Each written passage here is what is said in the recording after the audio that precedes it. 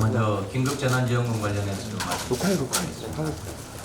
여당과 정부가 긴급재난지원금 지급과 관련해 이상한 절충안을 내놓고 모든 것이 미래통합당 손에 달렸다라며 연일 말도 안 되는 소리를 하고 있습니다. 총선에서 180석 압승을 거둬서 개헌 빼고 다 할 수 있는 거대 여당이 야당 보고 결정하라는데 지나가는 소가 웃을 일입니다. 민주당이 언제 제1야당의 입장을 듣고 정책에 반영했습니까? 우리 당이 반대한 장관들은 인사청문 보고서 채택도 없이 임명 강행했습니다. 선거법과 공수처법은 작년 패스트트랙에 태우더니 연말에 4+1이라는 것을 만들어 임시국회를 쪼개가면서 날치기 처리를 했습니다. 국정의 파트너라는 인식조차 하지 않다가 이제 와서 야당 보고 결정하라고 책임을 떠넘기고 있습니다. 특히 이번 총선에서 코로나 재난지원금이 국모하사금인 양 고민정 당선시켜주면 100% 국민에게 드리기 위해 전력을 다하겠다라고 공언했던 사람은 어느 당 소속입니까? 선거 때 써먹을 만큼 써먹더니 선거가 끝나니까 이제 야당 탓을 하는 겁니까? 전 국민에게 지원금을 주되 고소득층은 자발적으로 기부하는 방안을 정부와 합의했다라고 발표한 것도 다름 아닌 여당입니다. 전 국민에게 지급한다는 생색은 여당이 내고 추가로 소요되는 재정 부담은 또 넘기겠다는 것입니다. 또한 알아서 기부하라고 했는데 기부액이 민주당과 정부의 예상보다 적으면 잘 사는 사람은 역시 부도덕하다, 그런 인식으로 매도할 것입니까?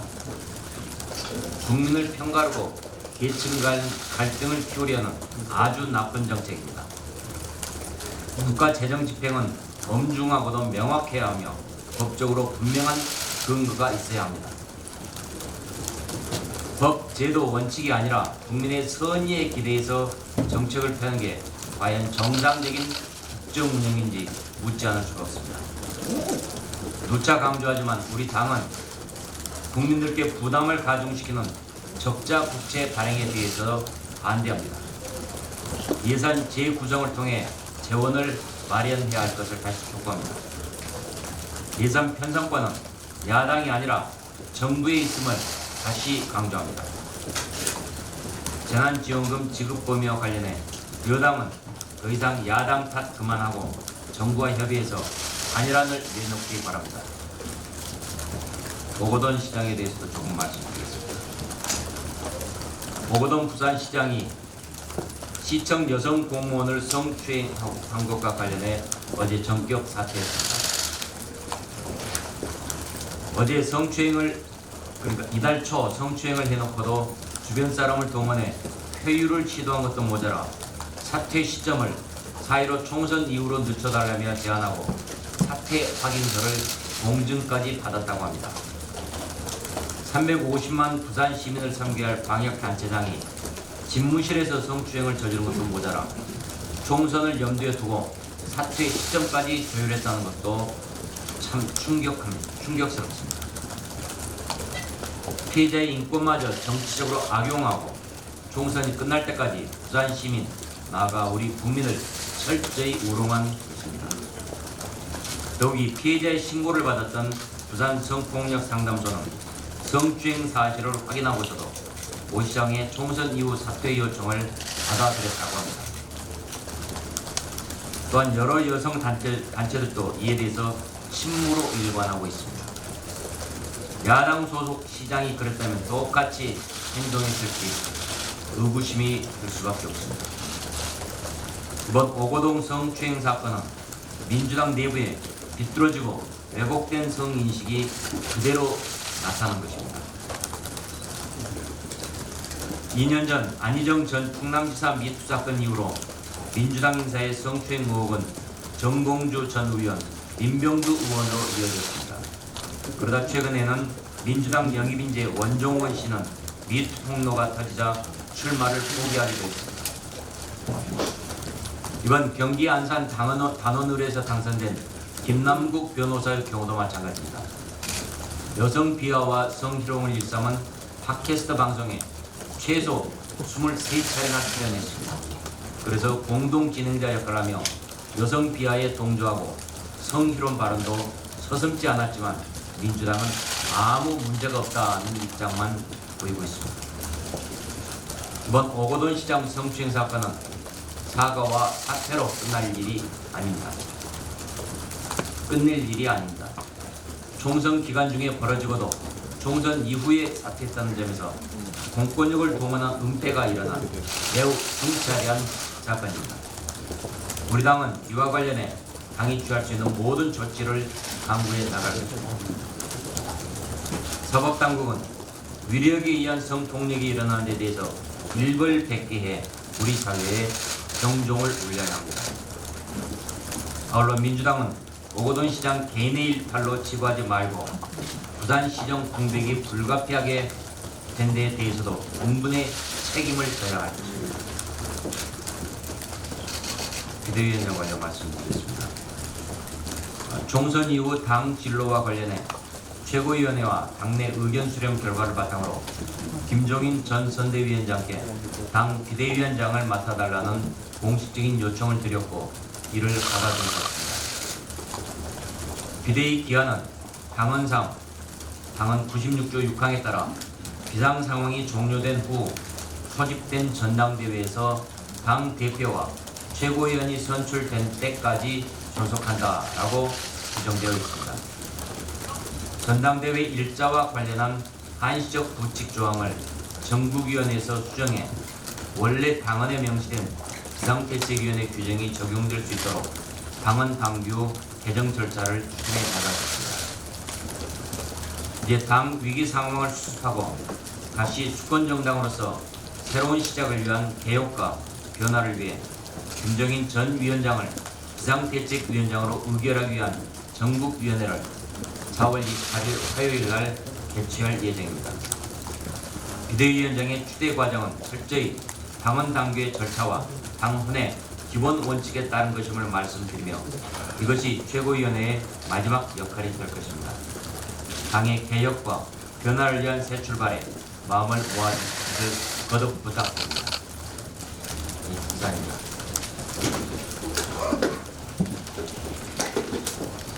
대표님 어제 대선 당선인들이 모여가지고 28일 날 전국위를 하기 전에 그 당선인 대회를 먼저 좀 열어가지고 이번에 좀 수렴을 하자라고 제안했는데 당선인 총회를 전국위 전에 여는 거는 지금 받아들이시지 않는 겁니까? 그거는 당선 대선 의원님한테 말씀을 드렸습니다. 28일 전국위원회를 열기로 했다. 그래서 당선 그러면은 지금 그렇다면 그 날짜를 우리가 조정할 수밖에 없겠다고 말씀을 하고 수긍을 하겠습니다. 조정을 한다는 게 당선인 총회 날짜를 조정해서 전국위 하고 열겠다.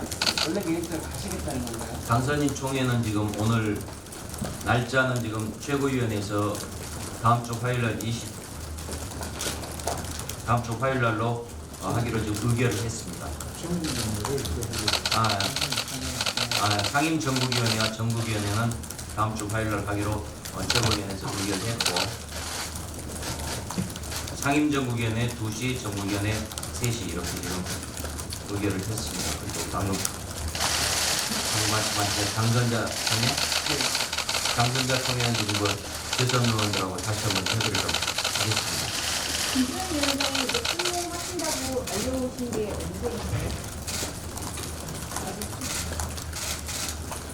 김준현 위원장이 비대위원장으로 시작하신다고 알려오신 게 있는데. 네, 아무튼 그렇게 알려오셨습니다. 가능하셔서 말씀을 나누시는 거예요? 예.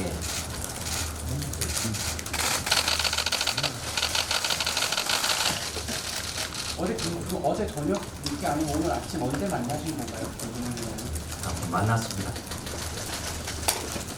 그리고 저희 규칙에 삭제가 되면은 이제 비상 상황 종료는 이제 향후 비대위원장이 결정을 하게 되는데 비상 상황 종료라는 그 범위를 어떻게 내릴 수 있을까요?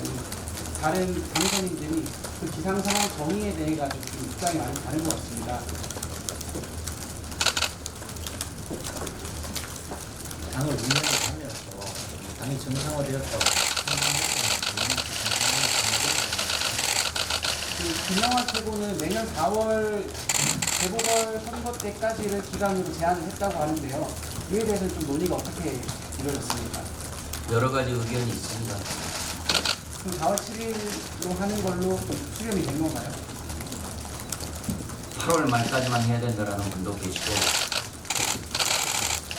12월 말까지만 해야 된다는 분도 계시고 3월까지 해야 된다는 분도 계시고 4월 정도까지 다 마쳐야 된다는 분도 계시고 근데 그런 부분들은 합리적인 선에서 판단하지 않겠습니까? 이게 지금 정치 집단입니다. 많은 사람들이 반대하는데 일방적으로 끌고 갈 수 있는 집단이 아니잖아요. 대표님 혹시 그 아까 나가면서 주정표 소속위원 좀 반발하기도 했고 일부에서는 현역위원들이 좀 반발을 하고 있어요. 이 결정에 대해서 그 리더십에 대한 비판도 좀 얘기가 되고 있는데 혹시 차기 원내대표 선거 일정은 예정대로 8일날 진행됩니까? 8일보다 조금 더 늦어질 수도 있습니다. 왜냐하면 좀 어차피 당선자 총회를 한번 하고 그 다음에 원내대표를 뽑아야 되지 않겠습니까? 그래서 그것도 없이 당선자 총회로 무조건 모여라 해가지고 그날 원내대표 뽑을 수는 없지 않습니까? 그래서 좀 시간 좀 하루 이틀 정도 좀 늦어질 수도 있습니다. 대표님 당 내에서 당선인 총회를 통해가지고 의견을 좀 한번 수렴을 하든지 아니면 신임 원내대표 선출 이후에 새로운 지도 체제가 굉장히 윤정희 위원장이 모시는 거라든지 이런 부분을 좀 결정하자는 좀 의견도 있는데요. 이에 대해서는 지난번에 결정을 했잖아요. 전수 전화 조사를 해가지고 지금 상황에서는 모여지지가 않는 상황인데 모여지지가 않는 상황이기 때문에 구청에서 의원들한테 전화로 전체적으로 할 수밖에 없습니다. 그리고 그에 대해서 결정을 하겠습니다. 했고 두 가지 방안이면은 A냐 B냐, 난 A도 B도 싫다, 난 모르겠다. 만하잖아요. 그렇게 흩어지는 상황에서 과반이 나올 수 없는 3명이 입후보였는데 과반 득표가 나옵니까? 안 나와요. 구조적인 문제를 제가 염두에 두고 그렇다면은 한 표라도 더 많은 쪽으로 결정을 할 수밖에 없습니다. 라고 말씀드렸고 그 점에 대해서 다들 양해를 해주셨죠.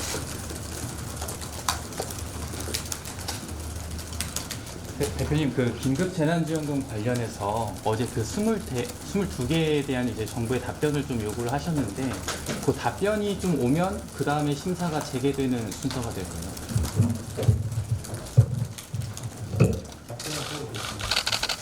답변이 오기 전에는 심사를 진행하시기 어렵다는 입장이신 거죠? 답변을 하고 결정하겠습니다. 예, 고맙습니다. 언제부터 공식화가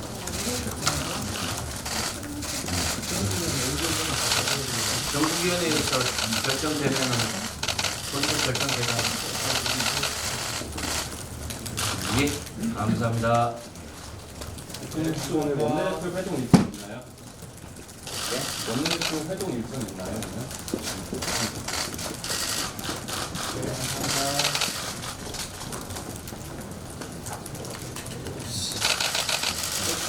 고맙습니다.